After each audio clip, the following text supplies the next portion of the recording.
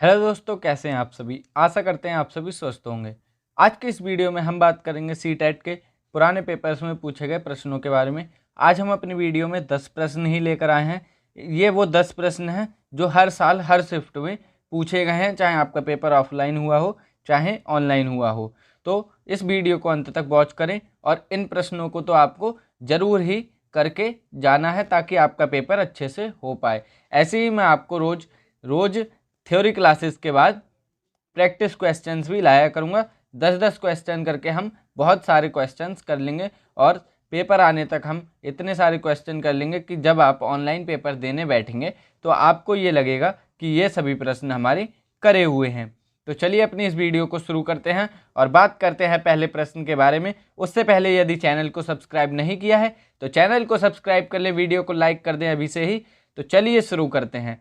पहला प्रश्न हमसे पूछा गया है, प्लेटो के अनुसार निम्न में से कौन सा कथन सही है। अर्थात हमें एक कथन दिया गया है, हमें बताना है कि कौन सा सही है। पहला हमें दिया गया है, विचार और भाषा में थोड़ा ही अंतर है या थोड़ी ही अंतर है। दूसरा हमें ऑप्शन दिया गया है, विचार और भाषा में कोई संबंध नहीं है। तीसरा ऑप्शन हमें दिया गया है, विचार और भाषा एक दूसरे के पूरक है।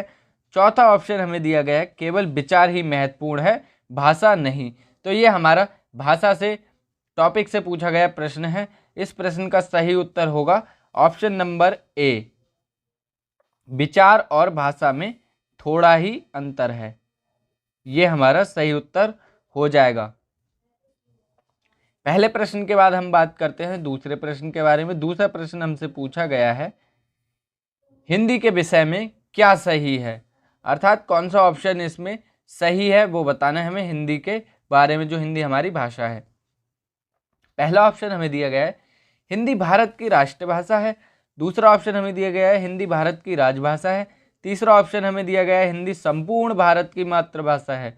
और चौथा ऑप्शन, इन तीनों में से कोई नहीं, यानी कि इनमें से कोई नहीं। तो आप सभी को मैंने मातृभाषा के दौरान पढ़ाया भी था, हिंदी के बारे में बताया था कि हिंदी हमारे भारत की राजभाषा है। तो ऑप्शन नंबर बी इस प्रश्न का सही उत्तर हो जाएगा, हिंदी भारत की राजभाषा है और हमारे भारत की कोई भी राष्ट्रभाषा नहीं है। तो तीसरा ऑप्शन तो बिल्कुल ही गलत हो जाएगा। इसके बाद बात करते हैं तीसरे प्रश्न के बारे में। तीसरा प्रश्न हमसे पूछा गया, त्रिभाषा सूत्र सर्वप्रथम किसके द्वारा सुझाया गया। त्रिभाषा सूत्र की मैंने आपको वीडियो भी बताई थी और किसने कब दिया, कब हुआ, सब कुछ इसकी डिटेल्ड वीडियो मैंने आपको बता रखी है।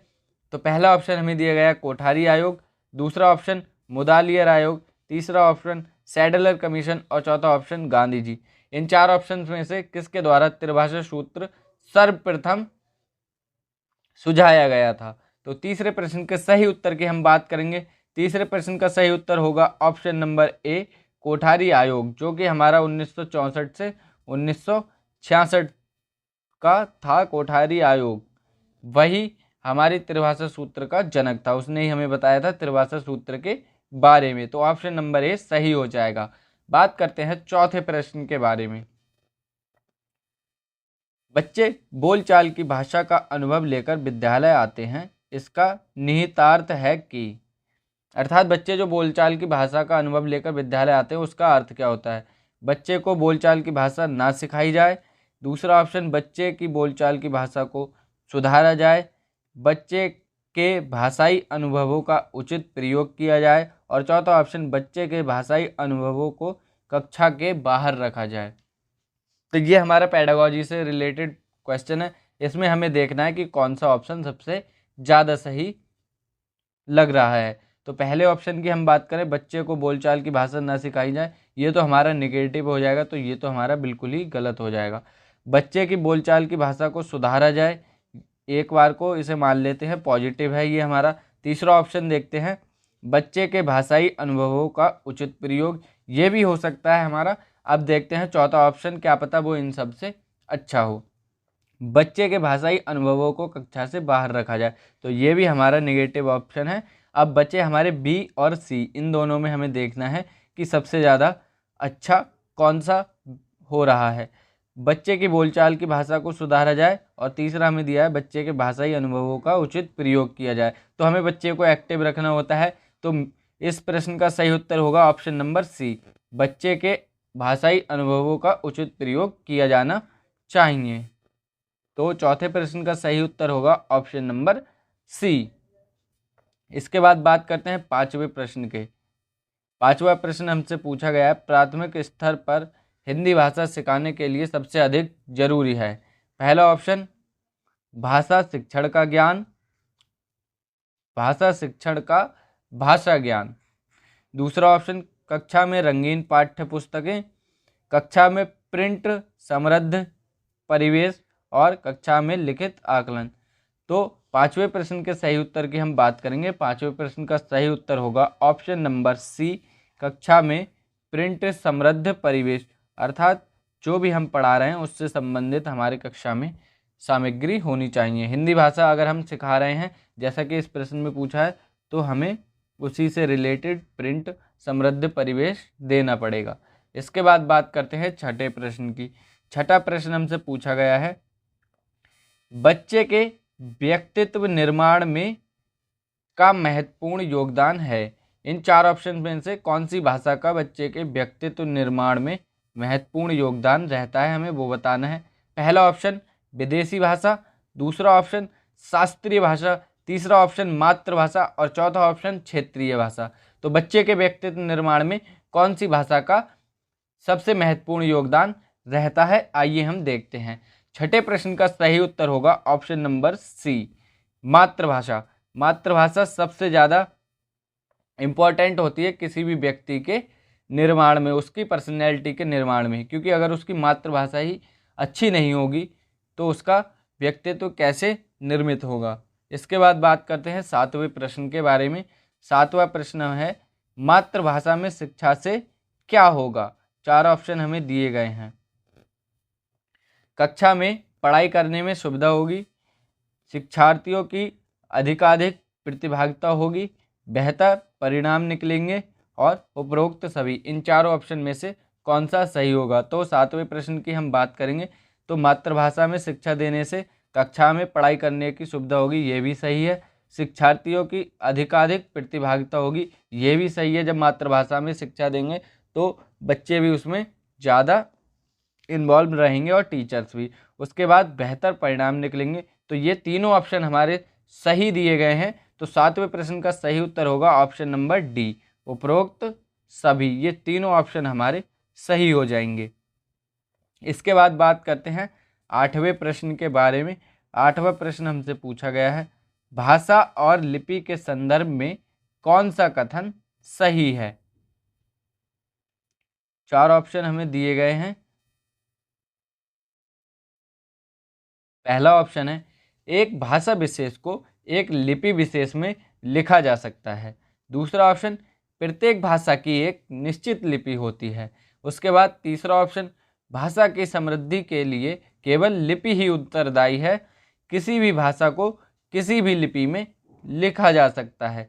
इन चार ऑप्शन में से जो सही है वो हमें बताना है। बात करते हैं आठवें प्रश्न के सही उत्तर की। आठवें प्रश्न का सही उत्तर होगा ऑप्शन नंबर डी, किसी भी भाषा को किसी भी लिपि में लिखा जा सकता है। ये हमारा सही उत्तर होगा।